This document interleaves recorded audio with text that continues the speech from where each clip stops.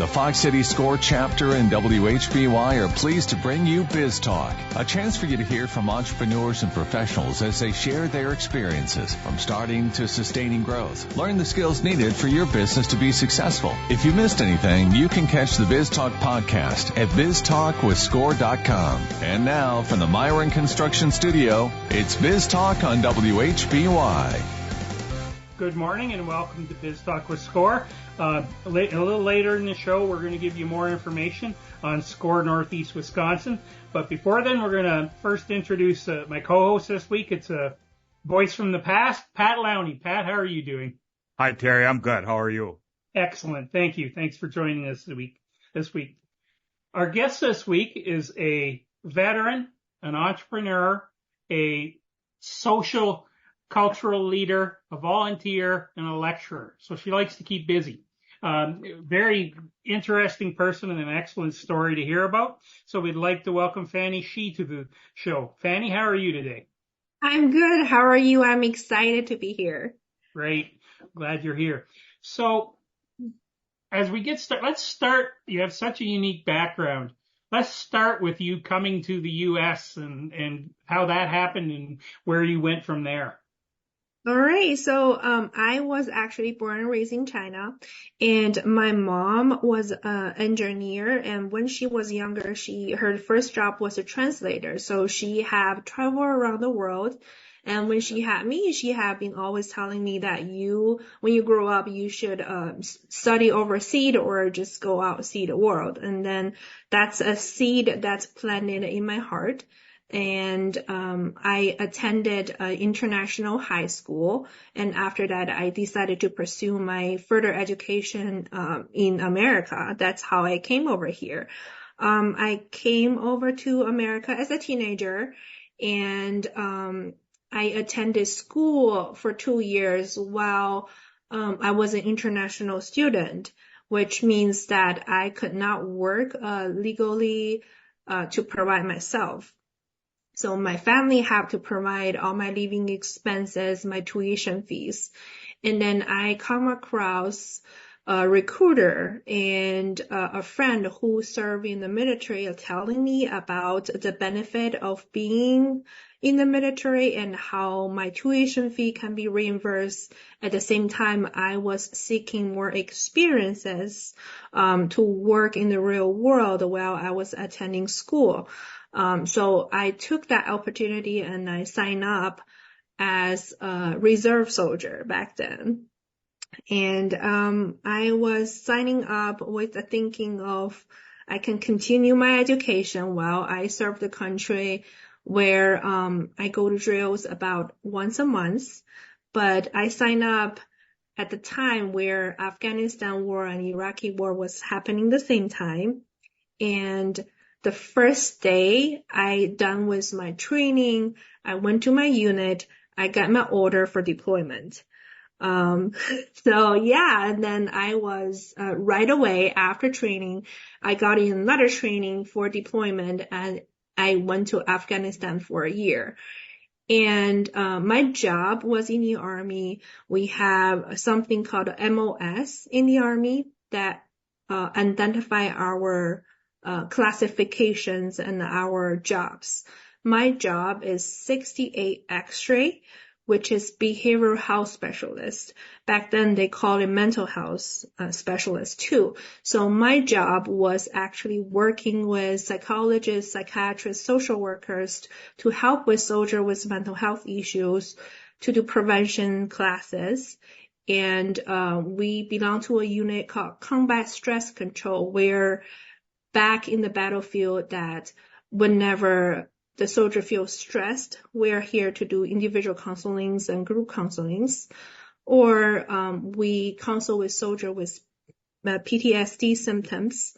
Or if there's a KIA or a traumatic event, we will go out and we do traumatic debriefings. So that's how I actually got into the Army and how I practice mental health and behavioral health in the Army. And in Afghanistan, I actually tried to do my online school. which I have not given up my education. And after 2 years of general education, I decided that behavioral health is something that I'm interested in. That's why I choose to continue my degree in psychology for my bachelor degree. I did end up, it was a long time before I finished my bachelor degree because during deployment, I can only take one course at a time. And after I finished my degree, I decided to continue working in the field. That is why that I have been working with kids with developmental issues or in general mental health field. And later, I decided that I need to seek more education in order to become a licensed provider. I actually attended UWGB, Green Bay for my master's degree of social work. And during that time, I have been worked in the veteran services in UWGB as long as interning with the King's Veteran Home in Wisconsin, where I was practiced to be a clinical social worker. During my school there, that I realized that a lot of my classmates learn about cultural differences and diversities in schools, in books, but truthfully, if you grew up in a rural area in Wisconsin, it's really hard to actually have the true experience of contacting with people with cultural differences. And that is why I kind of like shifted my goal from individual counseling, which is clinical social worker, to do more about cultural advocacy, promoting culture, educate people about culture and diversity in the area, because I think that's the route to help people just like me, who were new to the country when I came in the first time, or that people born here in a different cultural background in their families, to understand the perspective of their family or the perspective of their cultural legacies or where they're coming from. And that is why that pushed me to switch my goal. And that's why that I, at the same time, when I was being an entrepreneur, opening my shop, I also started the nonprofit organization. But back to how I become an entrepreneur, I want to open a tea shop, is because one, I talked to my mom a lot because she was an inspiration for my world, and she is a tea lover, and tea is a very important cultural piece in Chinese culture or even all the Asian cultures, just like coffee to the European cultures. And I decided that I want to bring a piece of my culture in the area, which I found out that something called bubble tea, which is really popular worldwide right now because it is a combination of dessert and the beverage. And I believe the fastest way for people to learn about culture is actually food and drinks. And so my goal is, first off, I'll bring this wonderful piece of food culture into the area, let people know about it, enjoy it. Two is the shop is not only food and drink place, but it is somewhere that people can have an immersive cultural experience or feel welcome, a safe place for everybody to hang out and generally have a great experience. That's why I decorated my store with all the Asian pop culture themes. And that is why that we encourage our employee to learn the background and the history and the taste, the culture of each of the ingredients. So when customer come in asking questions, we're able to answer all the questions, even it's not about the tea, it's even about the culture. Okay, so it's quite a jump to go from social work to entrepreneurship and a store, a physical storefront. I do know his background. I'll tell you that, and you've heard it too, is that the people involved in SCORE say that you put together what may have been the best business plan they've ever seen for a startup business. How did you go about doing that plan? How did you learn what you needed to do to start this business? Well, at first, I know nothing about it. I actually start my research online about literally how to start a business, how to start an LLC. And deep into my research, I find out first I need a business plan. So I started my business plan, like 6 pages business plan with really simple goals. And later I find out that's far not enough. I need to really learn about the industry, do my research, and most importantly, have some education about how to do a business. And that is why that I starting to research the resources that I can use in the community to help me to receive that education. So one of the things I learned about is individual business consultation, free consultation, which is from SCORE. And the other thing I learned is that there is a program that specifically for veterans on how to start a business in Fox Valley Technical College, which is the EC program. I registered for that program. I registered for SCORE, and I started talking to many other small business owners in the area too. And I started to visit all the bubble tea place or even dessert place. Any business can be similar to mine that started my research. So during that process, I was able to turn my 6 pages into 60 pages. And it's from just simple plan into a detailed plan include 3 to 5 years financial projections. So it looks more professional. And my goal is when I present it to somebody that can loan me the fund for my business, they feel that I know what I'm talking about. So when you have the plan, you have to start going to financial institutions to get help. What was that like? It was really interesting. First of all, I'm trying to start a food and drink business during COVID.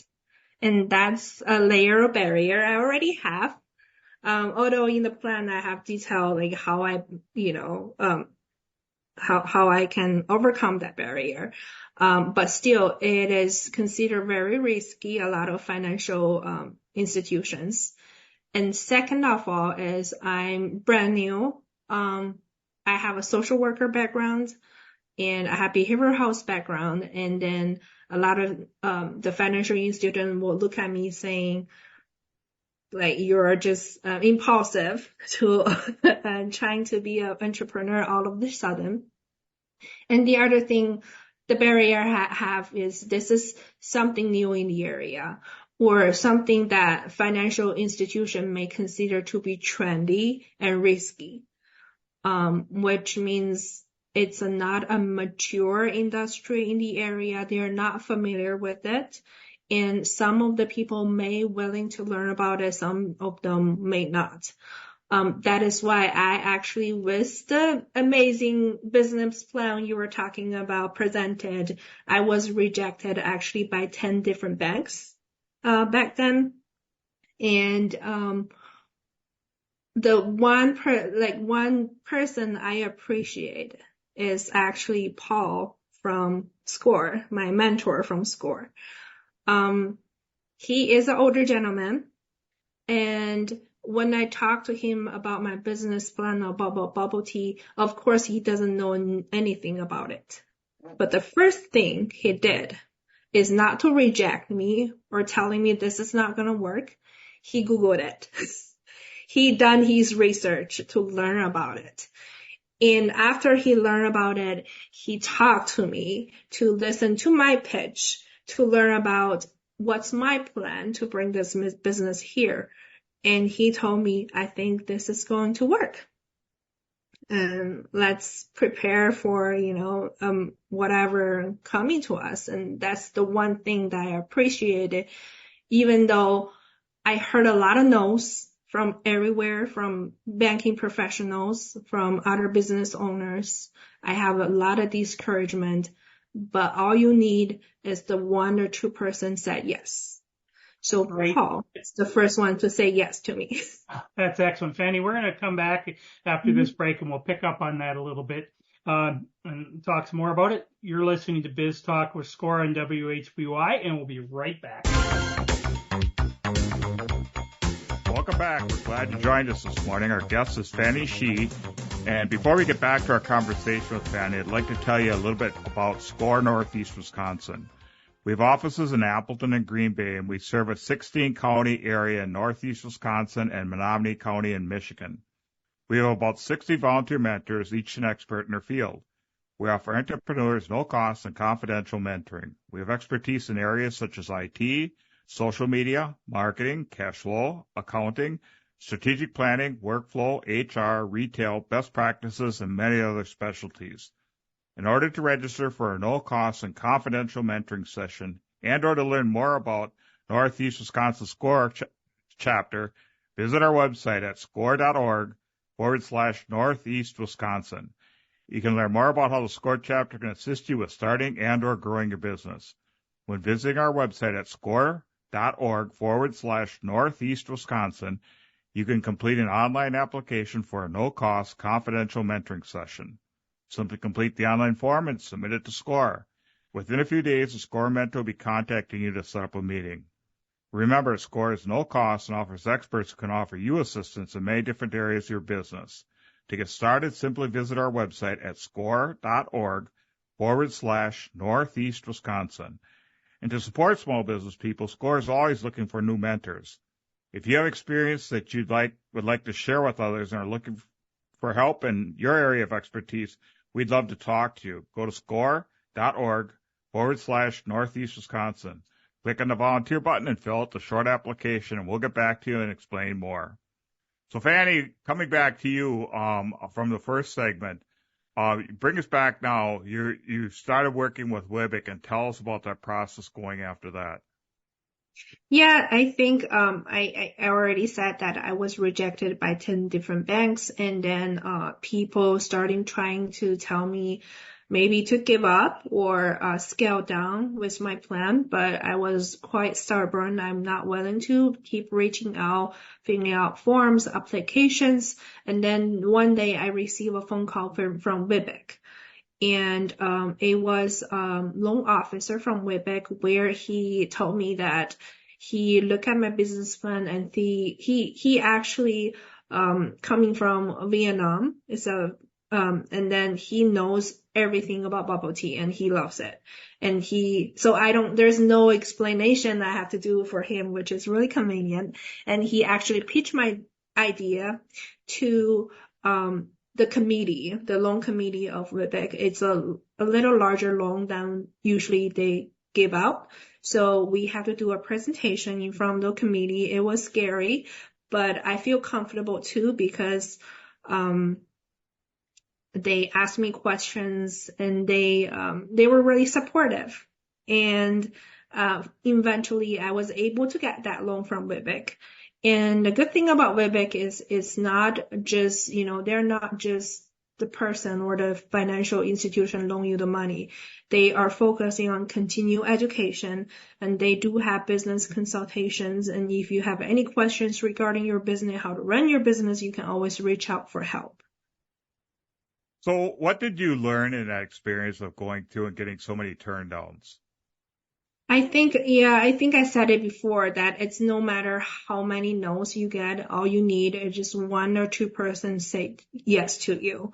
And that's all you're working for, and never give up. And the other thing is that a lot of small business owners, when they first start their business, they're trying to pitch their ideas to financial institutions to get a loan. They're intimidated by the loan officer or the financial institution because they feel like they are the one controlling my fate in the future. But I want to say that you are the expert of your business and your product. at least you have to build that confidence and build education based on that. If you're doing this business, you need to know everything about the business and about your product. And you build that confidence, you have that education, you have that knowledge when you pitch your idea, that at that moment, you are somewhat educating them about your business and your product versus they are judging you. So believe it or not, a lot of loan officers never heard of the product you're doing or they know nothing about it. It is up to you to convince them or educate them to let them know why you can be successful. Did you find different levels of interest? Like, were some people willing to listen to you before they said no, and others just kind of said no right out of the gate? Yes, of course. Some of them would not even listen to your business ideas. They will only look at your financial situations, and they will just say no based on your credit score, collateral, or other factors. But some of them are really intrigued by your idea. They're really interested, but sometimes they are not the one making the decisions. When your loan actually going to the underwriters or someone higher up, they may not able to receive the information that you provided, all the information about your business. So sometimes they will turn you down based on the documents you submitted. Okay, let's take a break and come back and we'll do the next segment. Okay. You're listening to Biz Talk with Score and WHBI, and we'll be right back. Welcome back to Biz Talk. I'm Pat Lowney, and I'm here with Terry Pinch, and we're talking with Fanni Shi. And Fanni, we want to get back, continue the conversation. So what was the name of the first bubble tea store that you opened? So the first, when we opened, we called ourselves Uni Appleton. Okay. And you're in the process of a change right now, correct? Yes, we are changing into AmberLulu Sweet Creations, and then we have already have another rebrand opening in late August. So right now, if you pass by my store, you can see all the signs were changed and all the social media were changed to AmberLulu Sweet Creations right now. I don't think we talked about where that store is. Could you tell us? Of course. When I tried to first start my bubble tea business, I do not have any experience. I have to learn how to find the supplies, how to get the recipe, how to train my employee. And I think the best way for me to get started, the easier way, is trying to consult and work with someone already have experience in the industry. I did find a brand called Uni, which they started in Chicago. And I have contacted them to seek help to get my business started. And we are in agreement in a contract where we can use their name as we purchase their license, branding license. They will provide us suppliers. They will provide us a few of the recipes, and they will provide initial trainings for us. They will also provide help in marketing and advertisement. And that's how I get started with the brand, and that's why we're named Uni. And during the process of operating their business, because we have a mindset of being creative and being open to different ideas. My employees, where we call them baristas, they were encouraged to try everything we have in the store. The drink, they have unlimited free drinks on the shift. When we're not busy, we are always playing around with different ingredients, different syrups, and try to create new drinks. Eventually, our menu grew from about 20 drinks to now it's about 80 drinks. And that's not even enough because during every holiday, we're trying to come up with new ideas. And even we have a new drink we like it, we'll put on the menu. At the same time, I was managing the marketing and branding for my business. some people say branding is more for big corporations or bigger company, but I do disagree with that. I think it's really important to build your brand and your branding in the area to let people know what you stand for, what's your mission, and to distinguish yourself from other similar business. And that is why we stick into our branding colors. You know, like back then we were unicorn. Right now we're a narwhal in our logo, which we joke is a waterproof unicorn right now. And we stick with the Asian pop culture style with anime and manga. And we have created for different events that's not easily found in area, like cosplay meetups or squishmallow trade-offs. And we invite other small business like candle makers or soap makers to make food-themed products for ourselves. And we do pop-up events where we invite other crafters, Girl Scouts, young entrepreneurs to set up booths to do pop-up shops in our store. So our goal is more to, one, educate people, promote Asian culture. And the other two is that we want to connect to the community and we want to lift all the other small business owners to grow with us together. And then we want to promote creativity. And with that in mind, we feel that our mission and direction of business is slightly different from the brand of Uni.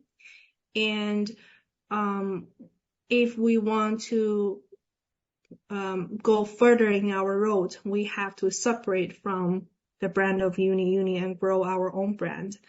And at the same time that I know for the fact that Uni is growing rapidly, and they have several stores within Wisconsin already, in Milwaukee, and there's a new one in Oshkosh. And we feel it's obligated for us to separate ourselves because our drink, we do not share the same menu. You will not find our drink in other Uni stores, or the activities or events we're hosting in our store may be different from other store. To avoid that confusion of people, why I can't find this drink in the other store. So that is why we're trying to rebrand ourselves. At the same time that I think I told you about, we are trying to expand our product from food and drink to merchandise too. So we are trying to do food-themed or dessert-themed products. We already have like bubble tea-themed soaps and candles, and that's the direction we want to go to. So that's just the preparation for future that we are trying to develop our plan in that direction. Okay. So as I mentioned earlier in the show, Fanny likes to keep busy. And we're going to switch a direction a little bit because she's also the leader of a cultural organization called the Northeast Wisconsin Chinese Association. So, Fanny, could you tell our listeners about the Northeast Wisconsin Chinese Association, how it was founded, what you've done as you've taken over the leadership of it, and what you're trying to do with it? So we call our organization Northeast Wisconsin Chinese Association, NUCA. For short. So NUCA was actually founded by two of the Lawrence professors who were the first Chinese American immigrant in the area. They found this organization more like a social club for people that with similar cultural backgrounds to get together, to eat the same food, to celebrate the similar holidays. But later, more and more Asian American or Chinese American moved into this area, and this organization just grew bigger and bigger, and they help each other. They celebrate holidays together. They have dance groups, and then it becomes something really official in representing the Chinese or Asian American in the area. But during COVID, every organization suffered during COVID, and all the activities kind of died down. And then I think the leadership kind of dissolved during COVID. When I took the ownership, when I took the leadership, when I just started uni, and I finished my degree in my social work. So I said, why don't I help? Because nonprofit organization is a business of itself. I can combine my experience in social work and business together to run this organization. And that is why I stepped in as a director. And I actually tried to restructure the whole organization from more like a social club into official 501c3 organization, nonprofit organization that is deeply connected to the community. So the organization right now, we have a different mission, which we have actually 4 different missions. One is we are promoting cultural awareness and exchanges among the community, where we have dance groups, we have presentations, we go to schools, we go to libraries to do presentations, demos, and educations about our culture, and we do performances all around Northeast Wisconsin. And of course, we take on the yearly Chinese New Year celebration and Northeast Wisconsin Dragon Boat Festival, trying to promote the culture and boost diversity in the area. The second one is we're trying to empower and support Asian American communities through different programs. That means that we are trying to help Chinese American or Asian American in the area by empower their identity and especially make the youth feel they're empowered and they feel comfortable and proud being a Chinese American or Asian American. The third one is we're trying to be a bridge, or we're trying to connect the community members with resources and organizations. Organizations such help me like WIBIC or SCORE or other health department or government agencies may not able to reach the Asian population as much as we do. So we help to connect different organizations, government agencies, with the Asian American population. And then the fourth one is that we advocate for Asian American community by serving their needs. If they want legal help, they need healthcare help, they need food services, so shelters, translations, insurances, test helps, we're there to help too.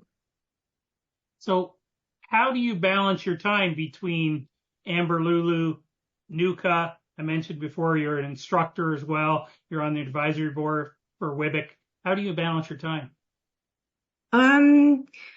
I think you just sacrifice your sleep and sacrifice your weekend most of the time.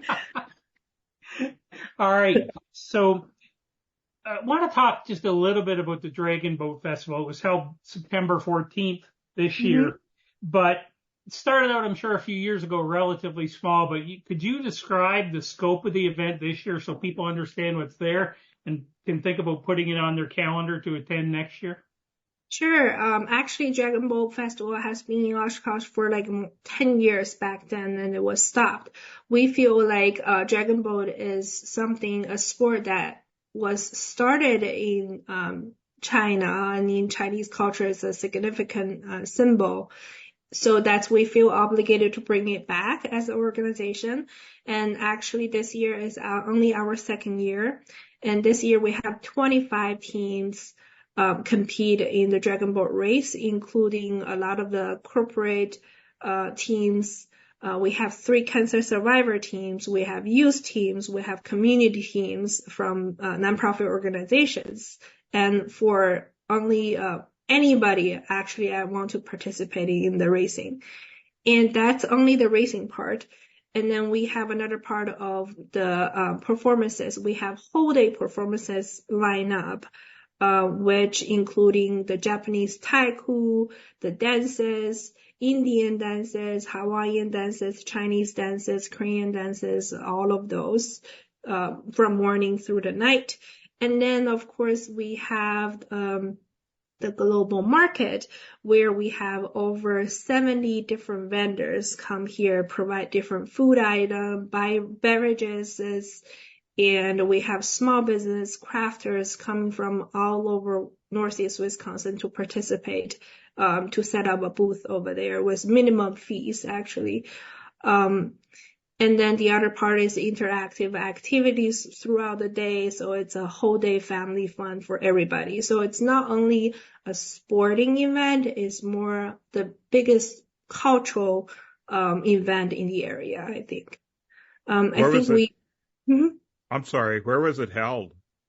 It's in Oshkosh Leach Amphitheater. Okay. And you had about 3,000 people attend this year? At least, I think for athletic alone, we have about 500 of them and traveling from 4 different states. Okay. And so you'll, of course, be looking to continue to see that grow. But just the booze and the food opportunities sound like a great thing, as well as watching all the performances and the boat races. Okay. So what else? What are a few other things that you're doing with NUCA to promote the Asian, Pacific, and Chinese culture? We are so next big thing coming up will be the yearly New Year celebration. We're trying to rotating the locations each year, so each of the sometimes in Appleton or in Neenah, we're trying to bring all the community together to participate. And in that event, you can, of course, every event of ours will have food in there. First of all, we can guarantee you can taste the authentic Chinese food in there. And then we have performances. We have same thing. We have small business booths over there. It's just a big party of celebration of the Chinese New Year. You can learn about the culture, taste the food. And then we do have parents that live 3 hours away who adopted like Chinese kids that want them to learn about the culture and come to visit us. So we feel empowered and we wish to continue that tradition. And other than that, you can find us anywhere. In Appleton downtown, we did the dragon dance, lion dance. Some of you guys seen us before. And then we go to all the library schools to do cultural festivals, demonstrations, and we went to PAC to provide Chinese food for the performances, and we did organize cultural activities in different areas too. Okay. So what do you see for the future of NUCA? You've run it for about 2 years now. What are you thinking about? What's next? I think right now one of the biggest projects we want to bring on is we wish we can purchase actual a dragon boat, and then we make it like a year-round activity for the youth and the local people to enjoy, to have a dragon boat club. And the other thing we're working on is that we are trying to develop more cultural programs in the area. We want to make ourselves known by all the other people. The thing is, we have about 3 or 4 dance groups right now, and we wish that dance groups can, it's all volunteer based. So we wish that more people can join us in the volunteering in the dance groups to learn about Chinese dance. You don't have to be Asian or Chinese to be in the dance group. It's just a fun group that you can join, you can learn. And the other thing, we want to expand our business initiative to help more Chinese business, Asian business in the area to grow. Okay. So as you put together what you're doing with AmberLulu and with NUCA, have you seen significant change in the area in terms of interaction between cultures and making more connections? Of course. I always tell people when I first come in America, I step in Starbucks. It was really intimidating experience for me because I don't know what grade it is. And then I don't know how big the cup are.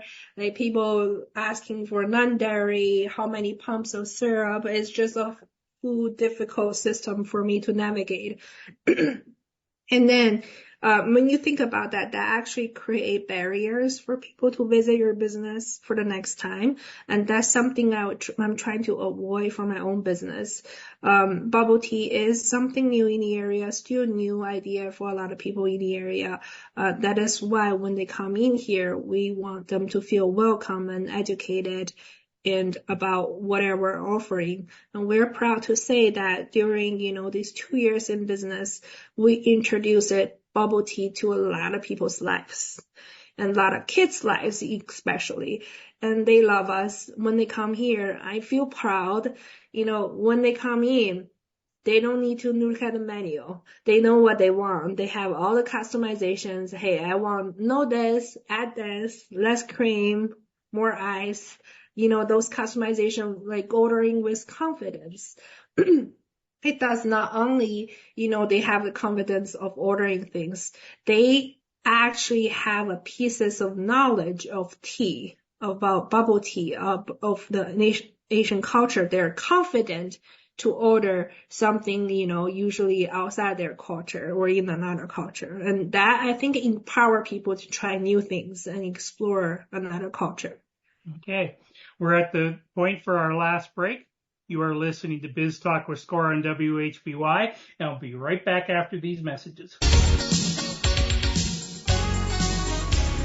Welcome back to Biz Talk. I would like to thank the sponsors and donors who bring Biz Talk with Score to you each weekend. We couldn't present Biz Talk without their generous support. Thank you to Hailing & Associates. Hailing & Associates helps small businesses and individuals not just prepare tax returns, but look ahead to future tax returns, thereby helping minimize taxes for this year and beyond. Hailing & Associates, personal connection, positive results. A special thank you to the Business News for promoting our program in the biweekly business newspaper serving Northeast Wisconsin.